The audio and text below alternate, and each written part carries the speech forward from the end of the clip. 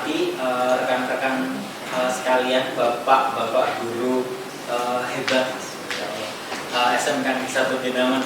Terima kasih sudah mau membantu saya menghadiri diseminasi budaya positif di SMK Negeri 1 Binangun sebagai salah satu bentuk atau sebagai salah satu aksi nyata yang harus saya lakukan sebagai calon guru penggerak di pendidikan guru penggerak angkatan ke-11 di Kabupaten Cilacap pada modul 1.4 dengan materi budaya positif. Jadi di pendidikan guru penggerak yang sedang saya ikuti ini, saya sudah sampai di modul 1.4, modul terakhir di modul 1 tentang budaya positif. Tentang budaya positif apa saja nanti insya Allah akan saya sampaikan, saya sebarluaskan, salurkan pengetahuan atau pemahaman saya tentang budaya positif yang harapannya nanti bisa bermanfaat bagi teman-teman sekalian. Gitu, okay. Baik, untuk mengawali kegiatan diseminasi pada siang hari ini, alangkah baiknya kita berdoa, kita membaca basmalah, semoga diseminasi ini bisa berjalan dengan lancar dan bisa memberikan manfaat bagi kita semuanya. Marilah kita awali dengan membaca basmalah bersama-sama. Bismillahirrahmanirrahim. Untuk berikutnya, marilah kita bersama-sama menyanyikan lagu Indonesia Raya yang akan dipimpin atau dipandu oleh saudari Umi. Disilakan, hadirin dimohon berdiri.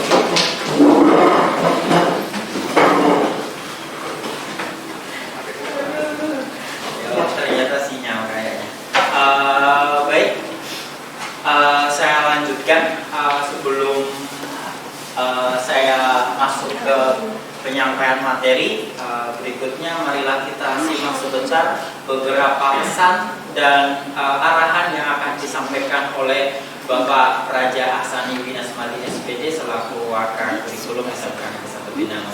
Kepada Bapak Raja Ahsani Winasmadi SPD, silakan. Assalamualaikum warahmatullahi wabarakatuh. Waalaikumsalam warahmatullahi wabarakatuh. Yang saya hormati, dalam ini Mister selaku guru penggerak, kemudian rekan-rekan guru yang saya hormati.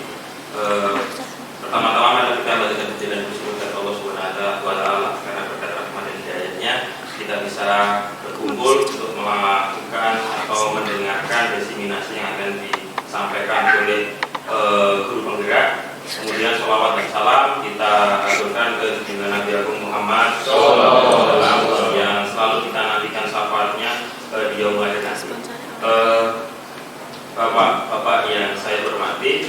kesempatan hari ini saya mewakili Ibu Kepala Sekolah karena beliau sedang ada kegiatan memberi sambutan terkait dengan pelaksanaan diseminasi budaya positif di SMK Negeri Binangun. Kegiatan yang dilakukan terkait dengan bimbingan guru penggerak untuk diseminasi kegiatan yang telah dilakukan ke depannya, harapannya untuk mewujudkan hal tersebut, Bapak Ibu, Bapak-Bapak sekalian, harapannya bisa mendengarkan, kemudian bisa mengimplementasikan apa itu budaya positif yang akan nanti disampaikan oleh narasumber kita terkait dengan budaya positif. Dengan adanya budaya positif itu, harapan kedepannya adalah menciptakan sekolah yang baik, yang bagus, sehingga visi dari sekolah SMK Negeri Binangun bisa tercapai. Kemudian melalui diseminasi ini, harapan terbesar dari sekolah adalah dapat mengimplementasikan budaya positif dalam pendampingan terhadap peserta didik maupun dalam keseharian. Itu harapan dari diseminasi ini, sehingga Bapak Ibu tahu terkait dengan wawasan budaya positif yang nantinya akan kita kembangkan di SMK Negeri Binangun. Mungkin itu yang bisa saya sampaikan mewakili Ibu Kepala Sekolah, karena Ibu Kepala Sekolah sedang berhalangan hadir dikarenakan ada kegiatan yang lain. Terima kasih. Saya akhiri. Wassalamualaikum warahmatullahi wabarakatuh. Waalaikumsalam warahmatullahi wabarakatuh. Kami aturkan terima kasih kepada Pak Praja atas arahan dan sambutannya. Baik, berikutnya saya akan langsung masuk kepada diseminasi. Oke, baik. Saya akan memulai dengan pendahuluan yang saya ambil dari apa yang disampaikan oleh Bapak Ki Hajar Dewantara. Jadi di awal modul 1.1 pendidikan guru penggerak, di sini kami dikenalkan pada filosofi Ki Hajar Dewantara yang beliau menyampaikan atau mengumpamakan sekolah sebagai sebuah ladang tempat bibit agar bibit dapat berkembang secara maksimal. Maka petani, yang disebut petani di sini adalah kita sebagai guru ya, itu dapat memperbaiki kondisi tanah, memelihara bibit tanaman, memberi pupuk dan air, membasmi ulat-ulat dan sebagainya. Nah, dari uraian tersebut kita dapat memahami bahwa sekolah diibaratkan sebagai tanah tempat bercocok tanam, sehingga guru harus mengusahakan sekolah menjadi lingkungan yang menyenangkan, menjaga dan melindungi murid-murid dari hal-hal yang tidak baik. Dengan demikian karakter murid itu tumbuh dengan baik sesuai dengan yang diharapkan nantinya peserta didik dapat memiliki profil pelajar Pancasila. Nah, dari pendahuluan ini kemudian akan kami sampaikan konsep inti budaya positif. Jadi budaya positif di sekolah itu akan terbentuk jika ada 8 materi atau 8 hal yang harus diterapkan di SMK Negeri 1 Binangun. Nah, 8 konsep inti itu diantaranya yang pertama adalah nanti saya akan menyampaikan tentang perubahan paradigma belajar. Kemudian yang kedua adalah tentang disiplin positif. Yang ketiga tentang nilai-nilai kebajikan. Yang keempat tentang motivasi perilaku manusia. Kemudian ada kebutuhan dasar manusia, posisi kontrol guru, keyakinan kelas, dan yang terakhir adalah segitiga restitusi. Begitu. Baik, langsung kita mulai tentang konsep yang pertama tadi adalah tentang paradigma baru dalam pembelajaran. Nah, pembelajaran dengan paradigma baru merupakan pembelajaran yang dirancang berdasarkan prinsip pembelajaran berdiferensiasi. Saya yakin bapak-bapak di sini semuanya sudah familiar dengan pembelajaran berdiferensiasi karena guru-guru penggerak sebelumnya juga sudah pernah melakukan diseminasi tentang pembelajaran berdiferensiasi. Dengan pembelajaran berdiferensiasi ini sehingga para peserta didik dapat belajar sesuai dengan kebutuhannya berdasarkan tahap perkembangannya sesuai dengan teori psikologi modern untuk mewujudkan profil pelajar Pancasila. Oke, di sini ada beberapa hal yang mungkin kita sering salah tangkap atau salah memahami gitu ya. Ada beberapa miskonsepsi bapak-bapak atau teman-teman sekalian. Yang pertama adalah bahwa ilusi guru yang mengontrol murid. Kita sering salah paham bahwasanya kita itu adalah orang yang harusnya mengontrol murid. Padahal sebenarnya yang bisa kita kontrol adalah bukan murid kita, tetapi yang harus kita kontrol adalah diri kita sendiri, gitu. Jadi diharapkan kita itu tidak memaksa murid untuk melakukan sesuatu jika murid tersebut memilih untuk tidak melakukannya. Nah, nanti bagaimana agar kita bisa menumbuhkan siswa untuk bisa melakukan dengan kesadaran mereka sendiri tanpa kita paksa, itu nanti akan ada materi tentang motivasi perilaku manusia di belakang. Kemudian yang berikutnya, miskonsepsi yang berikutnya adalah tentang ilusi bahwa kritik dapat membuat orang merasa bersalah, dapat menguatkan karakter. Menggunakan hal tersebut menuju pada identitas gagal. Jadi nanti di materi tentang posisi kontrol kita akan belajar atau mengetahui tentang posisi-posisi atau peran yang bisa diambil ketika kita berhadapan dengan masalah yang itu berhubungan dengan siswa. Kemudian miskonsepsi yang berikutnya adalah ilusi bahwa semua penguatan positif, efektif, dan bermanfaat atau penguatan positif dalam bentuk mungkin penghargaan atau pujian itu dapat memberikan dampak positif kepada siswa. Jadi nanti kita juga akan membedakan motivasi yang datangnya dari luar. Salah satunya adalah penghargaan yang itu dikiranya selalu bersifat positif atau dapat memberikan dampak dalam waktu lama. Padahal itu juga sebenarnya hal yang salah menurut teori motivasi perilaku manusia. Berikutnya, miskonsepsi yang berikutnya adalah ilusi bahwa seseorang atau orang dewasa itu memiliki hak untuk memaksa perilaku. Memaksa tidak akan efektif untuk jangka waktu yang panjang. Dan memaksa ini juga bisa justru menimbulkan semacam tekanan yang justru bisa mendatangkan kayak semacam pemberontakan oleh siswa gitu. Selanjutnya yang berikutnya adalah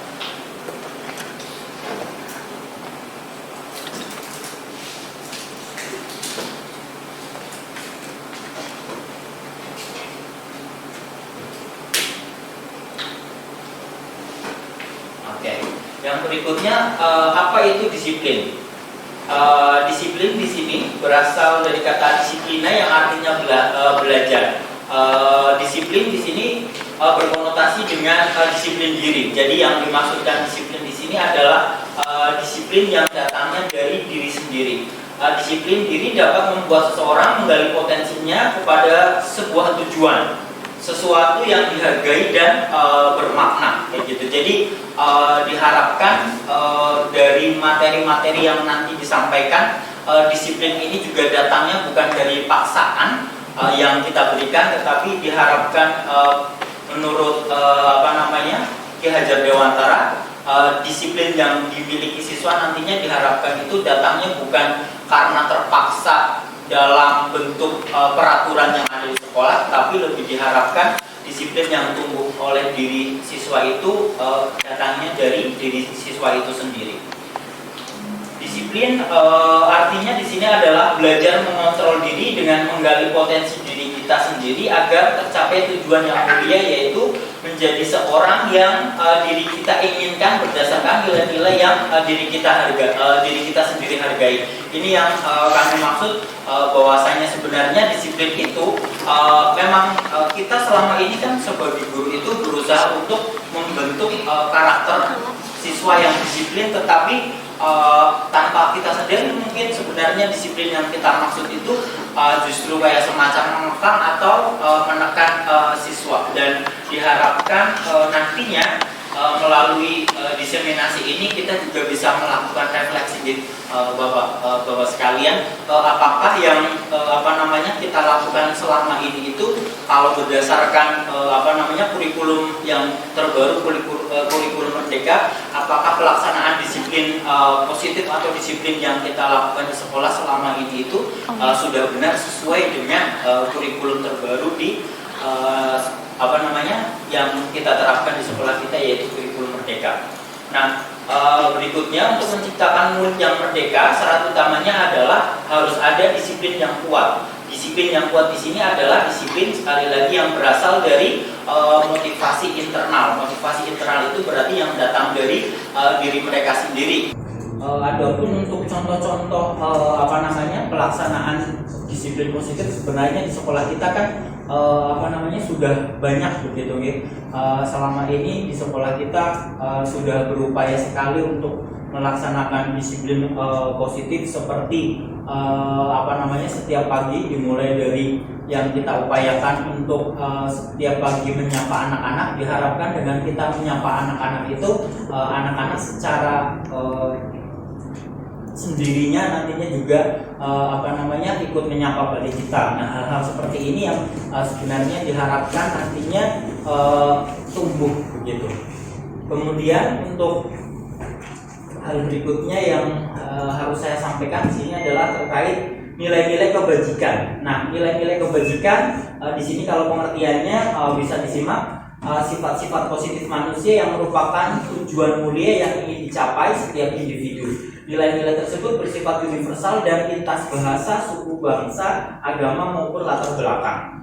Nilai-nilai kebajikan yang ingin dicapai oleh setiap anak Indonesia kita kenal dengan profil pelajar Pancasila, yaitu yang pertama, dari profil pelajar Pancasila kita kenal ada 6. Yang pertama adalah beriman, bertakwa kepada Tuhan Yang Maha Esa, dan berakhlak mulia. Kemudian yang kedua, mandiri, bernalar kritis, berkebinekaan global, serta bergotong royong, dan yang terakhir adalah kreatif begitu. Nah, nilai-nilai kebajikan ini sebenarnya itu sudah tersirat maupun tersurat dalam peraturan-peraturan sekolah yang kita terapkan. Sebagai contoh, di sekolah kita kan sudah ada peraturan-peraturan sekolah, walaupun kalau berdasarkan teori ini, peraturan-peraturan sekolah kita terutama yang terpampang di kelas-kelas itu boleh dikatakan itu masih perlu direvisi, karena hampir semua tata tertib yang tertempel di papan peraturan sekolah di ruang-ruang kelas itu menggunakan kalimat yang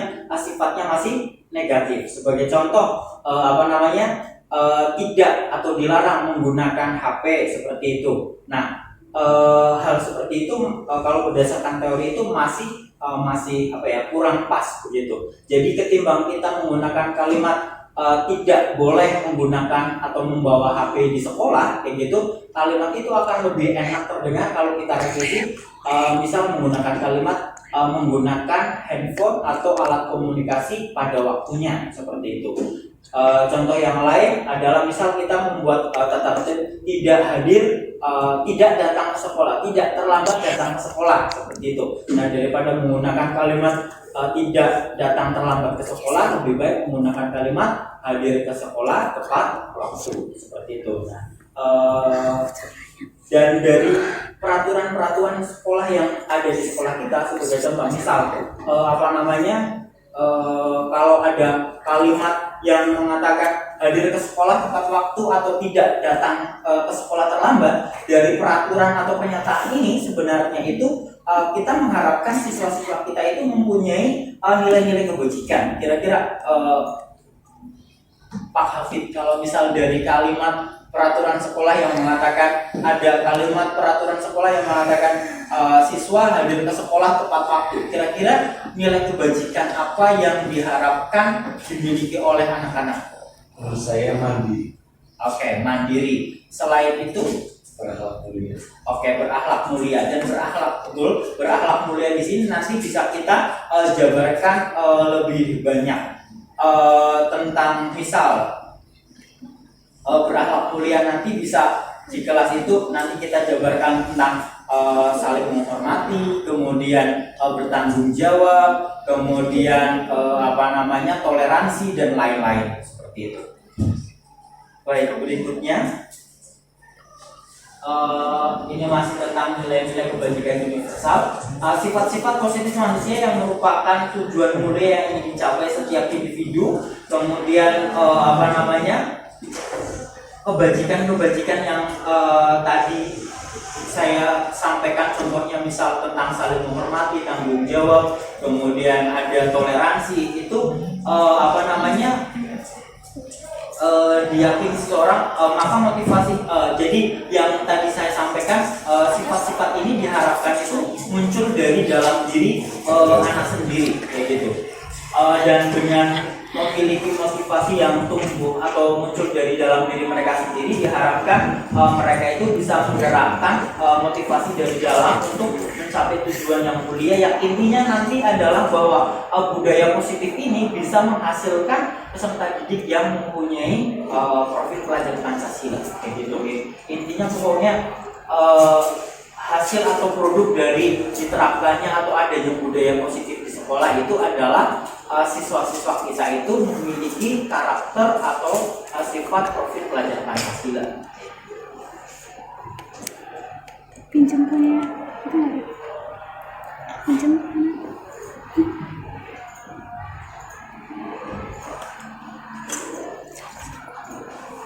Baik, yang berikutnya, materi yang berikutnya adalah tentang motivasi perilaku manusia. Nah, motivasi perilaku manusia itu kita bedakan menjadi dua, yaitu motivasi eksternal dan motivasi internal.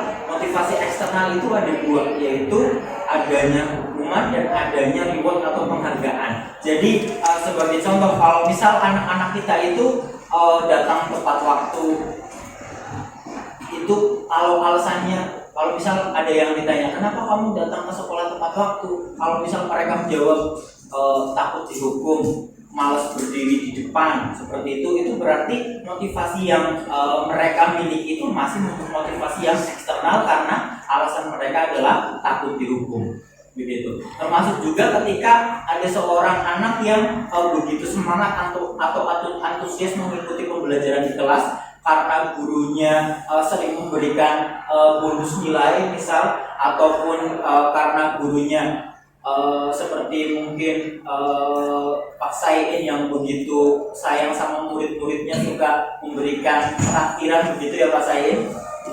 Itu berarti alasannya juga sama, mereka masih memiliki motivasi yang sifatnya eksternal karena mereka menunjukkan sifat positif karena mereka ingin mendapatkan penghargaan atau reward, seperti itu. Nah, yang diharapkan itu anak-anak memiliki motivasi yang sifatnya internal yang datang dari dalam diri mereka sendiri, yaitu yang motivasi yang ketiga ini, yaitu kenapa kok, jadi kalau misal ada anak yang ditanya kenapa kok kamu setiap hari berangkatnya gaji sekali, seperti itu. Kalau mereka ditanya seperti itu kemudian menjawab karena saya ingin menjadi orang yang disiplin, saya ingin berusaha menjadi orang yang lebih baik, saya ingin menghargai diri saya sendiri karena saya pantas menjadi lebih baik. Nah, kalau misal ada anak yang menjawab seperti itu, berarti siswa tersebut bisa dikatakan sudah memiliki motivasi yang muncul dari dalam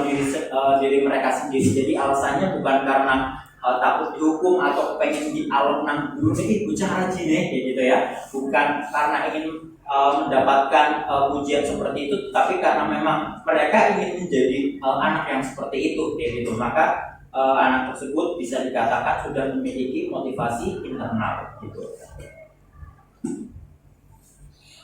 Oke, kemudian di sini kita sudah mulai masuk kepada materi yang ketika kita berhubungan dengan masalah anak, kayak gitu ya.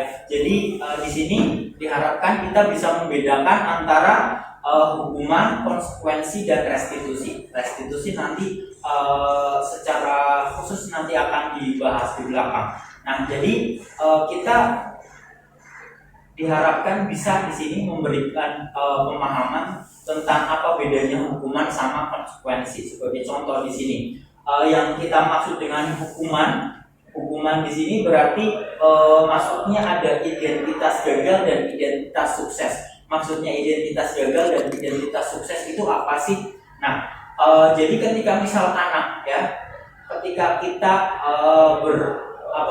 menghadapi kasus anak di mana anak melakukan pelanggaran, kemudian yang kita lakukan adalah memberikan hukuman, maka kita sama saja dengan mengecap mereka sebagai anak yang gagal. Anak yang gagal di sini yang dimaksud dengan anak yang gagal di sini adalah anak yang bermasalah kayak gitu, yang memiliki nilai tidak baik. Jadi berdasarkan teori ini, di konsep ini tentang budaya positif, pemberian hukuman itu akan membuat anak memiliki identitas yang gagal. Nah, kenapa kok seperti itu di sini? Karena hukuman itu seringkali dalam bentuk sesuatu yang menyakitkan atau membuat anak merasa sakit hati, atau bahkan mungkin hukuman yang sifatnya fisik juga bisa membuat sesuatu yang menyakitkan. Kemudian alasan yang kedua kenapa hukuman itu kita masukkan sebagai identitas gagal adalah karena hukuman itu bukan hanya seringkali ya, tetapi pasti ya, itu dalam bentuk sesuatu yang membuat tidak nyaman kayak gitu. Jadi tidak nyaman untuk murid ataupun anak dalam jangka waktu yang lama. Bahkan tidak hanya untuk anak sebenarnya, ketika kita menghukum anak sebenarnya yang merasa tidak enak atau tidak nyaman juga kita sendiri merasa tidak nyaman kayak gitu. Ketika sebagai contoh, ketika saya sendiri misal menghukum anak perwalian saya, pasti kepikiran ada perasaan tidak nyaman, ada kekhawatiran nanti anak ini kemudian menjadi membenci kita dan lain-lain begitu. Kemudian ketika kita menghukum anak ya, ketika kita memberikan hukuman kepada anak yang melakukan kesalahan, itu seolah-olah anak yang melakukan kesalahan ini, karena hukuman yang kita berikan, mereka itu bisa merasa menjadi korban kayak gitu. Kemudian yang berikutnya, murid atau peserta didik ini akan merasa tersakiti. Kemudian pemberian hukuman ini juga bisa memicu perilaku perilaku pasif ataupun agresif anak ini meningkat. Sebagai contoh, ketika kayaknya ini juga sering terjadi di sekolah kita. Kalau misal ada anak yang sering sekali setiap kali melakukan kesalahan itu dihukum, setiap kali melakukan kesalahan dihukum, mereka lama-lama itu seperti seolah sudah terbiasa dengan hukuman itu. Jadi mereka justru malah merasa cuek, wah udah biasa kayak gitu. Jadi ternyata hukuman tersebut tidak membuat efek jera, tetapi justru karena sudah terlalu sering atau terlalu terbiasa, malah mereka ujung-ujungnya jadi semacam kebiasaan yang tidak ada solusinya atau tidak merubah sikap anak tersebut. Atau justru selain membuat sifat pasif, juga bisa membuat sifat yang agresif. Agresif di sini sudah mungkin bisa merujuk atau mengarah kepada sikap-sikap anak yang jadi lebih cenderung lebih aktif melakukan pemberontakan begitu ya, melawan. Kemudian alasan yang lain adalah di sini sistem tidak akan berjalan bila murid tidak takut. Ya betul sekali ya, nyatanya ketika hukuman yang kita berikan itu tidak lagi membuat siswa kita takut, ya ujung-ujungnya tidak akan ada perubahan gitu. Kemudian di sini berlaku hanya pada sebuah institusi atau dan tidak berlanjut pada kehidupan nyata kayak gitu. Nah, ini memang betul kayak gitu ya. Jadi hukuman-hukuman yang mungkin selama ini kita berikan kepada anak yang memang hanya berlaku di sekolah saja. Nanti di luar sekolah ya tidak ada hukuman yang seperti itu. Kemudian di sini dengan adanya hukuman bisa jadi dapat memberikan dampak lain, yaitu membuat murid atau anak-anak kita itu menjadi membenci kepada peraturan dan bisa jadi mempertanyakan peraturan kayak gitu. Kemudian yang berikutnya di sini ada identitas sukses. Jadi kalau hukuman tadi itu memberikan dampak negatif yang kemudian kita kategorikan sebagai identitas gagal, ada dua identitas sukses. Maksudnya identitas sukses di sini adalah yang didapat oleh siswa itu tidak menjadikan mereka itu mendapatkan cap atau nilai atau citra yang buruk seperti itu. Nah, di sini ada konsekuensi dan restitusi. Saya akan menyampaikan konsekuensi dulu di sini. Jadi yang namanya konsekuensi itu kan memang sesuatu yang boleh dikatakan sudah pasti akan terjadi jika kita tidak melakukan sesuatu, gitu ya. Jadi di sini memang bukan dalam bentuk sesuatu yang kita lakukan atau yang kita berikan jika anak tidak melakukan sesuatu, tapi yang namanya konsekuensi itu memang bahkan ketika anak belum melakukan, kayak gitu ya. Ketika anak belum melakukan, anak itu sudah paham bahwasanya ketika nanti aku tidak melakukan ini, maka saya akan seperti ini. Nah, ini yang kita maksud dengan konsekuensi. Kemudian di sini ada beberapa persamaan. Di sini mungkin yang namanya konsekuensi pun juga akan memberikan dampak yang tidak nyaman. Sebagai contoh, misal yang mungkin kita bedakan antara hukuman dan konsekuensi. Misal di pelajaran di kelas ketika pelajaran. Kalau misal yang namanya hukuman dan konsekuensi. Kalau misal ada di salah satu anak di pelajaran kita belum menyelesaikan tugasnya. Kemudian kita meminta anak tersebut untuk, kalau misal ada dua pilihan nih, teman-teman. Kalau yang pertama misal kita meminta anak, kamu belum selesai ya, kamu belum mengumpulkan tugas ya, silakan maju ke depan. Kemudian berdiri di pojok selama pelajaran berlangsung, atau silakan keluar dari kelas, seperti itu. Nah, kalau tindakan yang kita lakukan seperti ini masuknya kategori hukuman atau konsekuensi? Hukuman. Tetapi kalau misal yang kita lakukan, kamu belum menyelesaikan, selesaikan sekarang. Nah, kalau yang kita lakukan adalah meminta anak untuk menyelesaikan tugasnya sekarang, itu kita kategorikan sebagai konsekuensi. Kayak gitu ya. Jadi karena daun orang ya sempurna, seperti itu ya. Oke.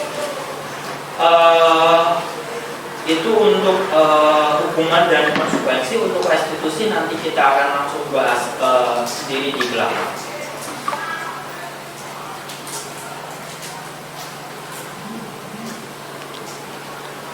Oke, jadi di sini dari tadi yang ada hukuman, konsekuensi, dan restitusi, kalau kita tarik kesimpulannya, apa perbedaan antara hukuman, konsekuensi, dan restitusi? Untuk hukuman di sini, hukuman itu boleh dikatakan dalam keadaan tertentu itu tidak terencana atau tiba-tiba. Sebagai contoh, misal kita pagi-pagi ya Pak Sain, di depan ada anak terlambat, seperti itu.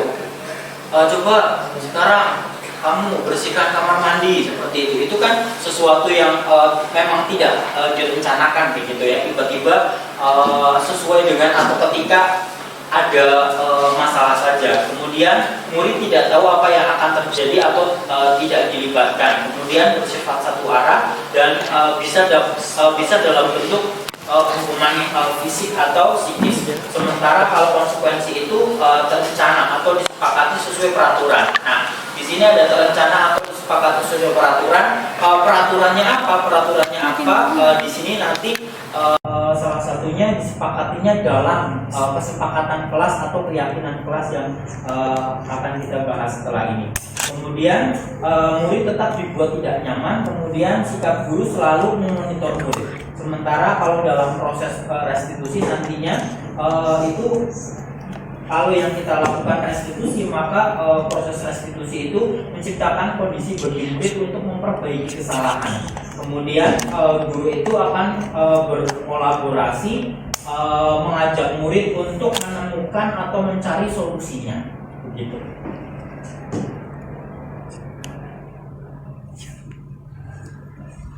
Kemudian kalau kita harus menarik kesimpulan secara umum, kita generalisasikan kayak gitu ya. Hukuman itu bernilai negatif, konsekuensi itu netral, dan restitusi itu positif. Nanti sebelum saya menutup diseminasi ini, mungkin nanti saya akan meminta bantuannya teman-teman sekalian untuk praktek ya. Praktek bagaimana menerapkan restitusi atau yang tahapannya nanti kita sebut dengan segitiga restitusi. bukan konstitusi. Oke, baik.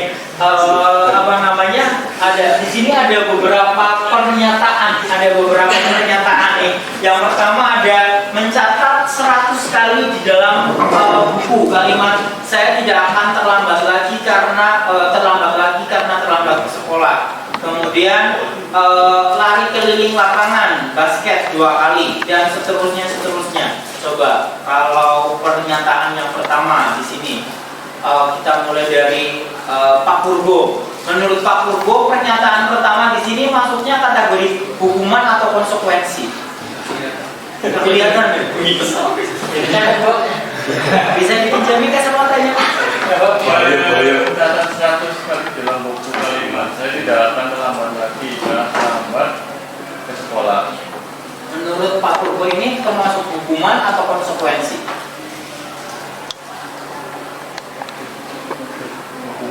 Hukuman. Oke. Pernyataan kedua, lari mengelilingi lapangan basket 2 kali karena terlambat hadir di sekolah. Pak Ilyas? Hukuman. Membersihkan coretan yang dibuatnya di meja tulis.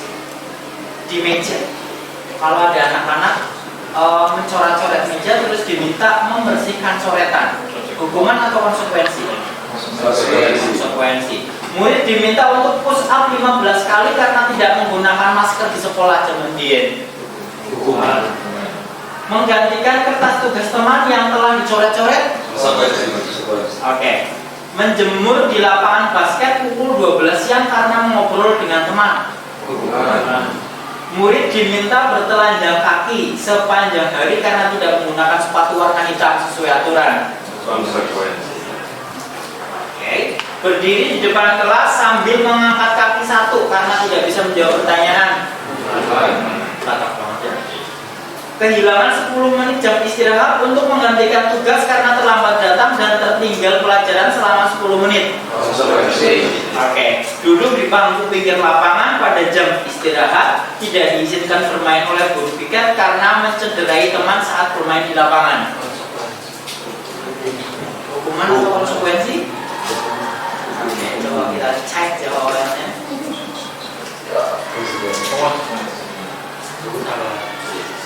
Oke, yang tadi jawabannya sudah benar semuanya ya? Oke. Pada paham lah ya, insya Allah bapak-bapak semuanya sudah bisa membedakan apa itu hukuman dan konsekuensi karena saya yakin sekalipun bapak-bapak yang di sini semuanya mungkin belum memiliki status yang sama sebagai guru penggerak, tapi saya yakin sebenarnya bapak-bapak yang ada di sini semuanya adalah guru-guru penggerak sesungguhnya. Oke, berikutnya yang materi yang kelima di sini adalah tentang kebutuhan dasar manusia. Mungkin di sini kalau Pak Heri, Pak Saidin sudah paham tentang kebutuhan dasar manusia ya Pak Heri ya, karena mungkin ini berhubungan dengan materi yang mungkin pernah dipelajari oleh Pak Saidin dan Pak Heri selaku guru BP. Nah, jadi di sini ada 5 kebutuhan dasar manusia, Bapak Ibu, Bapak-bapak. Jadi kebutuhan dasar manusia di sini mencakup segala sesuatu yang kita lakukan untuk mendapatkan apa yang kita inginkan. Jadi seluruh tindakan yang kita lakukan itu sebenarnya adalah dalam upaya untuk memenuhi kebutuhan dasar kita, kayak gitu ya. Dan semua usaha terbaik yang kita lakukan adalah dalam rangka agar kebutuhan kita itu terpenuhi. Jadi maksudnya adalah bahwasanya teori tentang kebutuhan dasar manusia itu bahwasanya memahami atau meyakini bahwa setiap perilaku itu mempunyai maksud atau memiliki maksud. Nah, maksud di sini adalah dalam upaya pemenuhan kebutuhan. Sebagai contoh, kita sebagai guru, apalagi bapak-bapak di sini semuanya kan menjadi guru itu bukan baru kemarin, tapi sudah bertahun-tahun, bahkan ada yang sudah belasan tahun menjadi guru ya, seperti Pak Heri dan siapa lagi, Pak Sain dan lain-lain nih. Ketika ada anak berpola atau berulah di kelas, biasanya itu adalah ada anak-anak yang sedang mencari perhatian. Ya, kita bisa membedakan, ini anak kok caper sekali. Nah, caper itu sebenarnya mereka sedang ingin memenuhi kebutuhan dasar yang mana sih, kayak gitu. Nah, jadi ada 5 kebutuhan dasar manusia. Yang pertama adalah kebutuhan untuk bisa bertahan hidup. Yang kedua adalah kasih sayang dan rasa diterima. Yang ketiga adalah kebebasan. Yang keempat kesenangan, dan yang terakhir adalah penguasaan. Nah, jadi untuk penjelasannya tentang kebutuhan dasar yang pertama adalah kebutuhan ingin bertahan hidup atau untuk bertahan hidup di sini bisa dalam bentuk atau meliputi makanan, pakaian, tempat tinggal, keamanan, dan kesehatan. Kemudian kebutuhan yang kedua adalah kebutuhan dasar akan kasih sayang dan rasa diterima. Nah, di sini dalam bentuk rasa diterima, dipedulikan, kemudian berbagi, diajak kerjasama, menjadi bagian dalam kelompok kayak gitu. Nah, kalau misal di sekolah itu yang sekarang sedang digembor-gemborkan adalah kalau sejak tahun lalu ada gerakan anti bullying kayak gitu ya. Kalau boleh dikategorikan, kira-kira gerakan anti bullying atau pencegahan bullying itu mungkin bisa dimasukkan ke dalam pemenuhan kebutuhan dasar yang ini, yaitu kasih sayang dan rasa diterima. Kemudian untuk kebutuhan dasar yang ketiga adalah penguasaan. Penguasaan di sini berkaitan dengan harga diri, keinginan untuk dianggap, kemudian memimpin, berprestasi, diakui, dan didengar kayak gitu. Nah, ini tidak hanya sekedar anak-anak ya, kita sendiri pun memiliki atau penguasaan ini juga termasuk kebutuhan dasar kita juga sebagai manusia kayak gitu ya. Jadi ketika misal kita berharap diberi kesempatan untuk melakukan suatu tugas kayak gitu, berarti kita dalam upaya untuk memenuhi kebutuhan kita yang ini, yaitu penguasaan. Kemudian kebutuhan dasar manusia yang keempat adalah kebebasan. Nah, kebebasan ini berhubungan dengan mandiri, memiliki pilihan, mencoba hal baru, dan mampu mengendalikan arah dirinya kayak gitu. Nah, untuk kebebasan ini mungkin juga bisa kita hubungkan nantinya dengan yang tadi di awal ya. Itu mengapa kita diharapkan di sekolah itu menerapkan pembelajaran yang berdiferensiasi ya.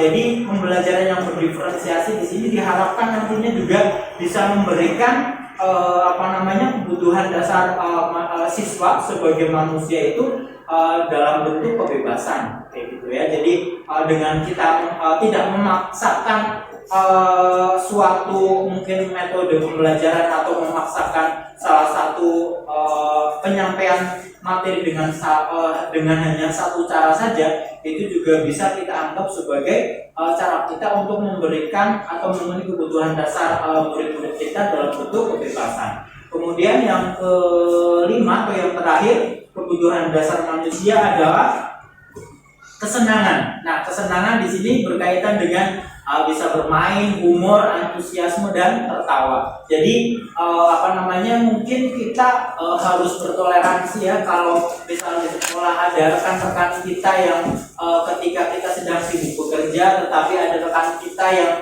mungkin malah sedang memegang HP miring begitu ya. Ketika kita melihat seperti itu, mungkin kita tidak perlu iri ya Pak Praja ya, karena ternyata teman kita itu sedang berupaya memenuhi kebutuhan dasar mereka, yaitu kebutuhan kesenangan begitu ya Pak Fikri ya.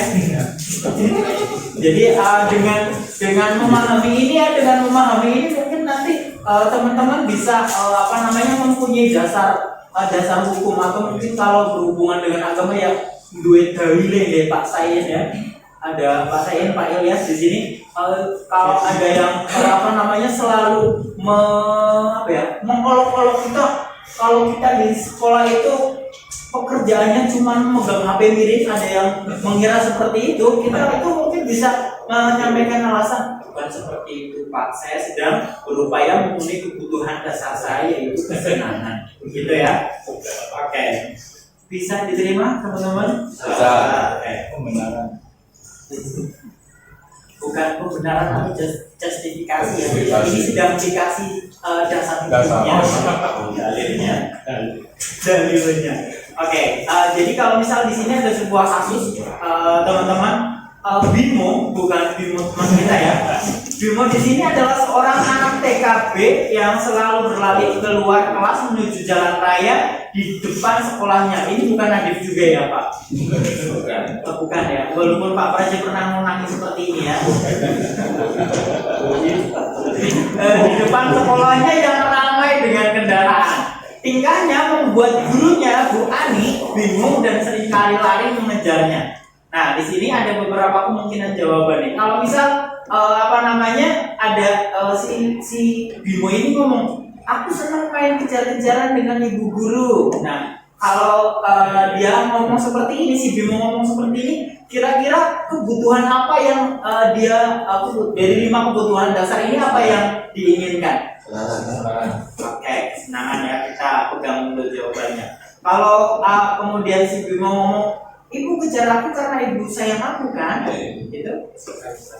Oke, kasih sayang. Terus kalau si Bimo ini ngomong, aku hebat kan, bisa bikin ibu guru kejar aku? Oke, penguasaan ya menurut Pak Zulfi. Kemudian kalau si Bimo ngomong, aku bosan belajar mewarnai terus di dalam kelas Bu. Kebebasan. Oke, jadi yang pertama tadi adalah kesenangan, yang kedua adalah kasih sayang, yang ketiga adalah penguasaan, dan yang keempat adalah kebebasan. Apakah benar?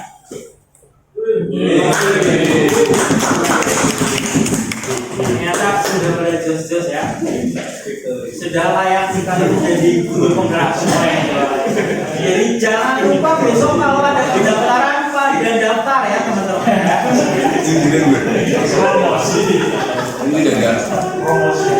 Promosi. Yang tidak punya waktu untuk mendaftar sendiri, tenang, besok membuka joki. Oke, berikutnya kita ngomongin tentang 5 posisi kontrol. Nah, 5 posisi kontrol di sini adalah posisi yang bisa kita ambil ketika kita menghadapi masalah dengan anak. Nah, ada 5 posisi kontrol. Yang pertama adalah kita menempatkan diri kita sebagai penghukum. Kemudian yang kedua adalah pembuat rasa bersalah. Yang ketiga adalah sebagai teman. Yang keempat sebagai pemantau, dan yang terakhir sebagai manajer. Yang dimaksud dengan posisi sebagai penghukum itu apa sih? Jadi ketika kita ketika siswa kita bermasalah, kita kemudian memberikan hukuman. Nah, berarti kita di sini berposisi sebagai penghukum. Kemudian kita juga seringkali secara tidak sadar kita itu sering sekali itu menempatkan posisi kita sebagai untuk posisi kontrol yang ini, pembuat rasa bersalah. Tidak hanya dengan siswa, tapi juga dengan teman-teman kita. Sebagai contoh nih, gara-gara ketika kita ngomong seperti itu ke teman-teman kita yang mungkin melakukan kesalahan, itu kan secara tidak sadar itu kita sedang membuat teman kita itu merasa bersalah, begitu ya. Kemudian ada juga yang seringkali menempatkan posisinya sebagai teman, gitu ya. Jadi ketika ada siswa yang bermasalah kayak gitu ya, kita ngomongnya karena seperti apa gitu ya, tapi kita memposisikan diri sebagai teman. Nanti bisa kita lihat setelah ini. Kemudian sebagai pemantau, memantau berarti mengawasi. Ya, kita bertanggung jawab atas perilaku orang-orang yang kita awasi. Dan yang terakhir itu di sini ada posisi kontrol sebagai manajer. Di posisi sebagai manajer posisi di mana guru mempersilahkan murid untuk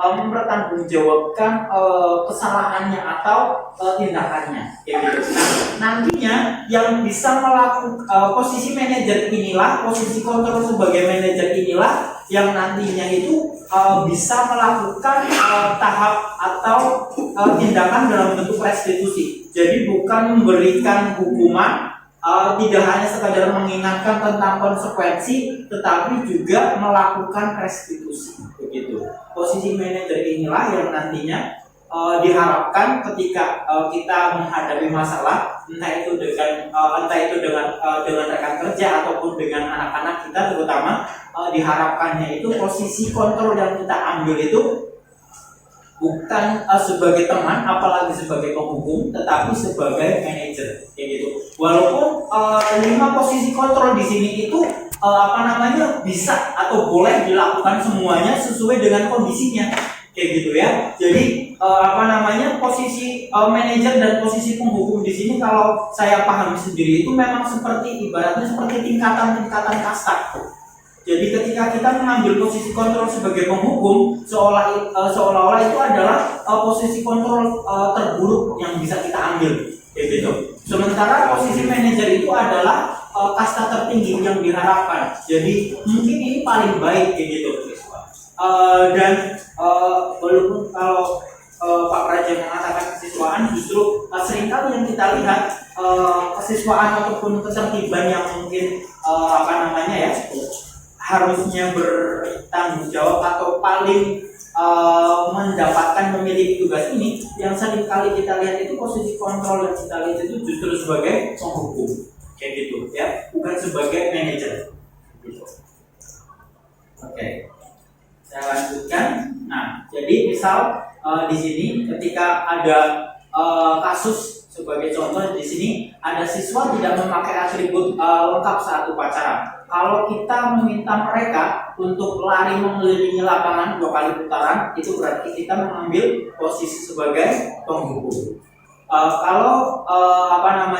Kita mengatakan sudah berapa kali diberitahu kenapa kamu selalu mengecewakan ibu. Jokowi bilang aku terus, ya gitu ya. Nah, kalau kita mengatakan seperti itu, berarti kita mengambil posisi sebagai pembuat merasa bersalah. Kemudian kalau kita ngomongnya ke anak, ayo dong ikutin aturan sekolah. Nah, berarti di sini kita memposisikan diri sebagai teman, kayak gitu. Nah, kemudian kalau sebagai pemantau itu kita mengatakannya bagaimana ke anak. Kalau misal kita ngomongnya ke anak seperti ini, kamu sudah melanggar peraturan, kamu tahu kan konsekuensinya, kayak gitu ya. Nah, di sini berarti kita mengingatkan anak, berarti di sini kita posisinya sebagai pemantau, kayak gitu. Nah, kalau kita mengambil posisi sebagai manajer, maka yang akan kita lakukan itu dengan cara apa? Dengan cara mengajak berdiskusi anak, kayak gitu ya, mengajak berdiskusi anak, kemudian tadi berkolaborasi dengan anak untuk menemukan solusinya sendiri. Jadi dengan kamu tahu nggak kesalahan apa? Kira-kira bagaimana kamu akan memperbaiki kesalahan? Nah, ini kalau kita mengambil posisi sebagai manajer, yang akan kita lakukan itu seperti ini, gitu ya. Jadi ini perbedaan antara posisi sebagai penghukum, pembuat rasa bersalah, kemudian teman, pemantau, dan manajer. Oke, saya lanjutkan. Di sini kalau misal ada 5 kalimat seperti ini, ketika kita ngomong seperti ini, kira-kira ini posisi kontrol sebagai apa yang kita ambil? Sebagai contoh, kalau misal yang pertama nih, kalau saya ngomong, saya kecewa sekali dengan kamu, kira-kira ini posisi kontrol sebagai apa? Merasa bersalah.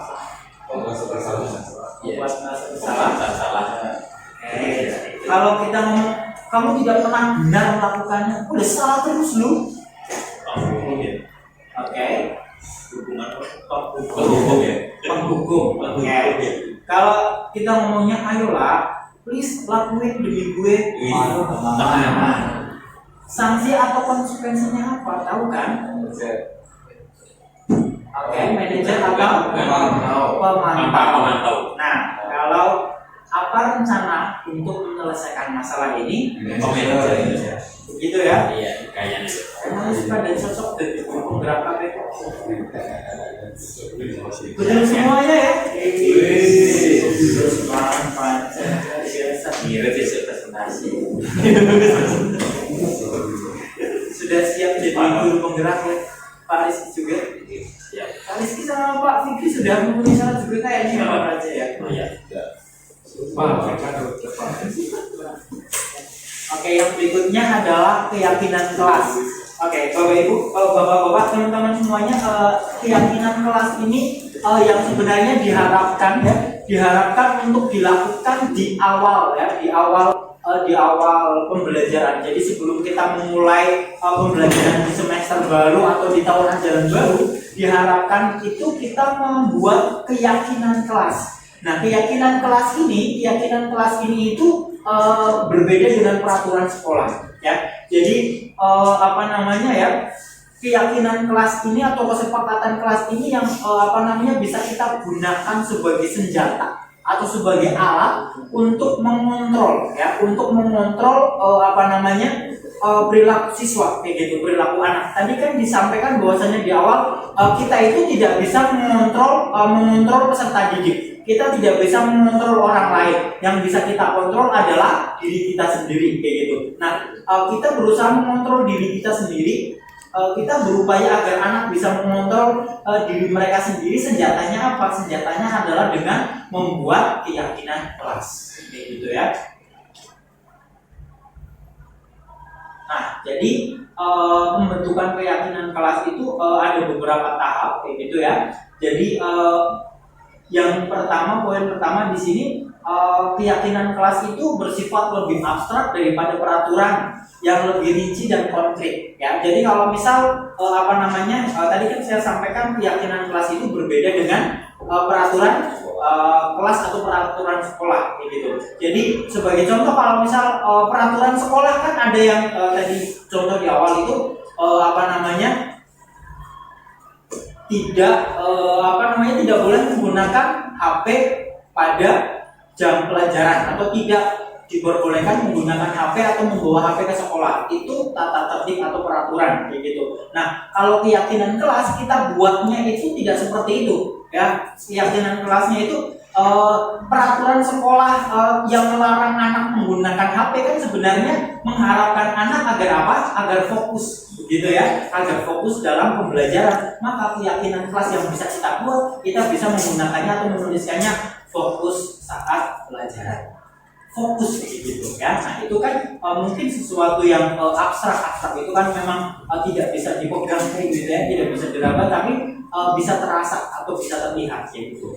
Kemudian berupa pernyataan yang universal di sini itu maksudnya adalah umum, gitu ya. Sebagai contoh tadi fokus pada saat pelajaran. Kemudian yang berikutnya dibuat dalam pernyataan positif. Nah, jadi tadi kalau misal peraturan di sekolah kita di masing kelas sudah ada peraturan yang mungkin kalimat-kalimatnya itu masih masih bersifat negatif, mungkin kita bisa siasati atau dampingi dengan kita membuat keyakinan kelas dengan menggunakan kalimat-kalimat yang positif, gitu ya. Jadi kalau misal kita melihat anak-anak kita pas lagi pelajaran itu gampang ngantuk, gampang tergoda oleh gadis-gadis yang lewat dan terlihat di jendela, kayak gitu ya, kita bisa mengontrol sikap itu dengan membuat keyakinan kelas, misal fokus, serius saat pelajaran. Sing ketone yang terlihat seperti tersiksa sekali saat pembelajaran, kita bisa menuliskan bahagia, senang dan gembira saat pembelajaran, seperti itu. Kemudian keyakinan kelas ini diharapkan dibuat dalam bentuk kalimat-kalimat yang mudah diingat, gitu ya. Kemudian sesuai dengan kondisi kelas dan sekolah sehingga mudah diterapkan. Jadi karena memang kondisi kelas sebagai contoh, misal saya mengajar di kelas 10 itu ada 4 kelas TKJ. Nah, kondisi di kelas 10 TKJ 2, 3, 4, 5 itu berbeda-beda. Maka di masing-masing kelas kita bisa membuat keyakinan kelas yang berbeda-beda, gitu ya. Kemudian yang terakhir, semua warga sekolah atau warga kelas dilibatkan saat membuat keyakinan kelas, gitu. Nah, jadi mungkin di sini ada Pak Prajas selaku pejabat sekolah, begitu. Mungkin nantinya Pak Prajas bisa memberikan masukan, barangkali ada peraturan sekolah kita yang bisa direvisi, dibuat dengan lebih baik, gitu ya, bisa lebih fleksibel dengan perkembangan zaman. Oke, saya percepat saja. Itu tadi terkait tentang menyusun keyakinan kelas. Konsep ini yang terakhir adalah tentang menerapkan segitiga restitusi. Nah, proses segitiga restitusi Ya, jadi sebenarnya restitusi itu apa sih? Restitusi adalah proses menciptakan kondisi bagi murid untuk memperbaiki kesalahan mereka sehingga mereka bisa kembali pada kelompok mereka dengan karakter yang kuat. Maksudnya restitusi itu bukan menebus kesalahan ya, tetapi restitusi itu adalah sebuah tawaran atau tawaran bukan paksaan yang fokusnya itu adalah mengajak siswa berdiskusi, berkolaborasi untuk menemukan mereka menyadari kesalahan yang mereka lakukan, kemudian guru membantu atau membimbing anak untuk menemukan solusinya mereka sendiri, kayak gitu ya. Jadi solusinya itu bukan datang dari kita sebagai guru, tetapi kita sebagai guru itu membimbing anak untuk menemukan solusinya sendiri, gitu. Nah, untuk melakukan restitusi itu ada 3 tahapan, bapak-bapak. Yang pertama adalah menstabilkan identitas. Yang kedua adalah validasi tindakan yang salah, dan yang ketiga adalah menanyakan keyakinan. Nah, menanyakan keyakinan di sini adalah keyakinan kelas tadi yang sudah dibuat, gitu ya, sudah disepakati di awal, gitu ya. Jadi makanya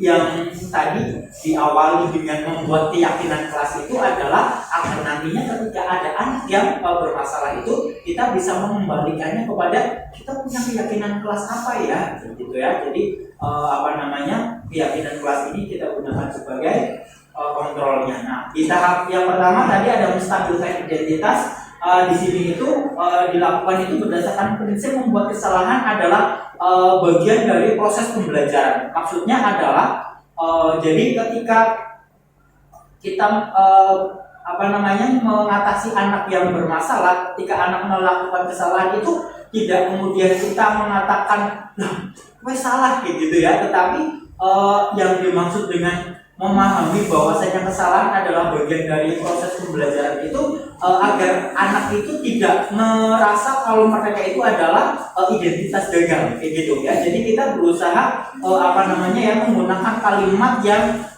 anak menyadari kesalahan mereka, tapi kemudian tidak membuat mereka down, kayak gitu.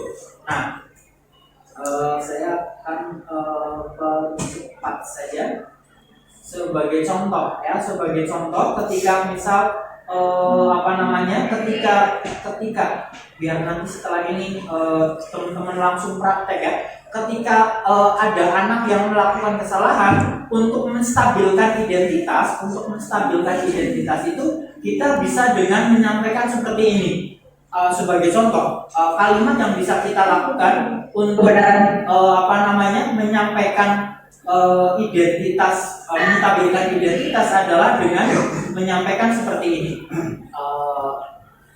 Sebagai contoh, misal Fikri melakukan kesalahan, terus kita manggil Pak Fikri pura-puranya murid nih Pak Fikri ya. Jadi yang kita lakukan itu bukan langsung menjudge mereka. Di bagian menstabilkan identitas itu kita bisa mengatakan ke anak seperti ini. Pak Guru paham bahwasannya ini itu mungkin sulit buat Fikri. Pak Guru juga sadar kita semuanya manusia. Setiap manusia pasti pernah melakukan kesalahan. Nah, setiap manusia pasti pernah melakukan kesalahan. Kalimat di sini itu adalah kalimat yang kita sampaikan untuk menstabilkan identitas. Maksudnya adalah kita tahu kalau anak itu memang melakukan kesalahan, kayak gitu ya. Tetapi kemudian kita stabilkan dengan menyampaikan setiap manusia pasti pernah melakukan kesalahan. Atau kita juga boleh menyampaikannya setiap tidak ada manusia yang sempurna, kayak gitu ya. Nah, ini adalah upaya kita untuk menstabilkan identitas, kayak gitu. Kemudian yang kedua adalah validasi tindakan yang salah. Untuk validasi tindakan yang salah di sini adalah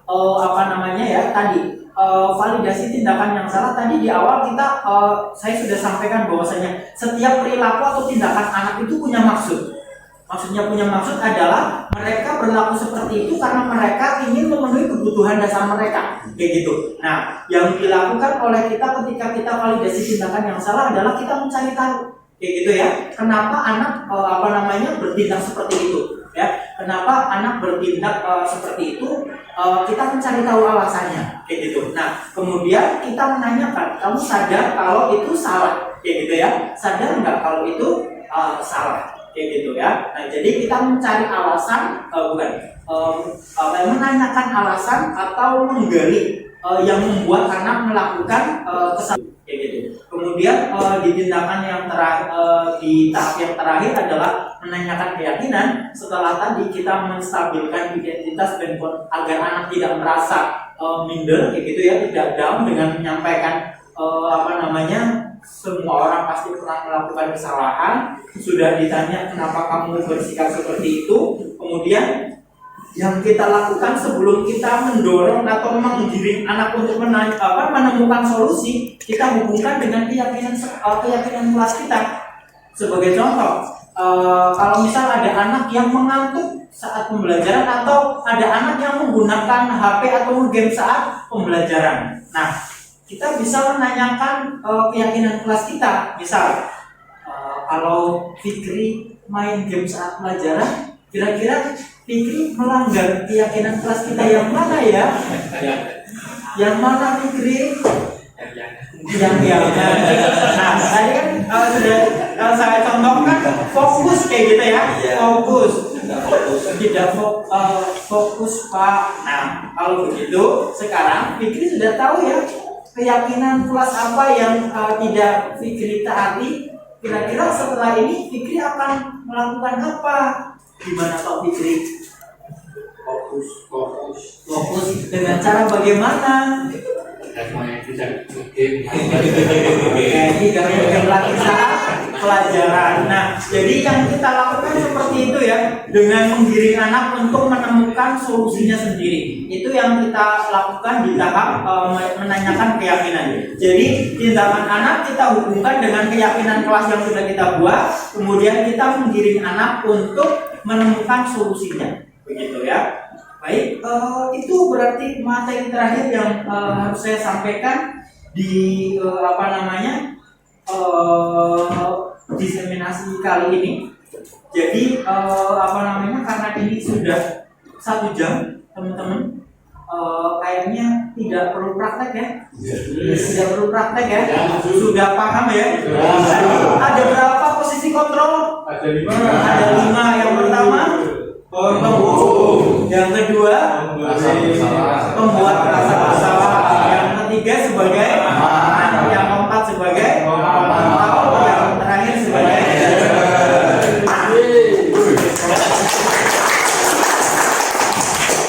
kemudian diharapkan sekali lagi, karena yang diharapkan dari diseminasi ini adalah kita bisa menerapkan budaya positif. Diharapkan setelah ini ketika kita menghadapi masalah dengan anak-anak itu kita bisa mengambil posisi kontrol yang tepat, gitu ya. Seringkali itu mungkin kita kepengennya anak itu cepat-cepat berubah. Anak-anak itu agar anak itu tidak melakukan kesalahan lagi. Padahal memang pembentukan karakter itu kan memerlukan waktu, begitu ya. Kita kemudian mengambil posisi sebagai penghukum, tapi efeknya adalah kita menjadi dibenci oleh anak, kayak gitu ya. Tapi ketika kita mengambil posisi kontrol sebagai manajer dengan melakukan segitiga restitusi, sebenarnya kita justru sedang menjalin atau membuat komunikasi yang lebih baik dengan anak, ya. Jadi justru kita sedang berupaya untuk memunculkan perubahan sikap yang diharapkan nantinya itu bisa bertahan lama, kayak gitu ya. Bukan hanya sekedar dihukum anak berhenti melakukan kesalahan saat kita tegur, tetapi nanti setelah itu anak melakukan kesalahan lagi, gitu ya. Baik, itu saja teman-teman untuk diseminasi dari saya pada kesempatan kali ini. Saya mengucapkan terima kasih sekali sudah berkenan menghadiri diseminasi ini dan berkenan mendengarkan ceramah yang mungkin dari awal sampai akhir ini membosankan dan mungkin membuat ngantuk. Saya mohon maaf atas segala kekurangan dan kesalahan. Sekali lagi terima kasih sudah berkenan mengikuti diseminasi, dan saya sangat berharap agar apa yang saya sampaikan ini bisa memberikan manfaat dan bisa sedikit memberikan inspirasi atau pencerahan kepada teman-teman ketika menghadapi masalah terutama kepada anak-anak. Baiklah, marilah kita tutup bersama diseminasi pada siang hari ini dengan membaca lafal hamdalah. Terima kasih dari saya. Saya akhirnya assalamualaikum warahmatullahi wabarakatuh.